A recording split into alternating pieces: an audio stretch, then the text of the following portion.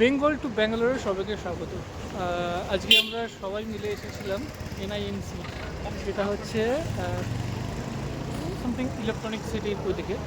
আমি কেন half sweater পরে আছি অনেকে জানতে চাইবে, কারণ আগের দিন আমি বলেছিলাম যে এখানে ঠান্ডা বেশি পড়েনি। তো ব্যাপারটা হচ্ছে যে এখানে অল্প অল্প ঠান্ডা পড়েছে, যেহেতু আমি রাত্রের দিকে যাই তো তাই অল্প অল্প ঠান্ডা লাগে। এই যে আমার সাথে আর কি সবাই আছে, আলাপ করে দিন। নিশা,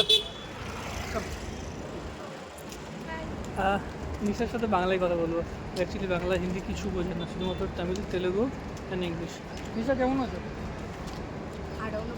আর অন্য বেঙ্গল ইংলিশ। উত্তরা কেমন আছো?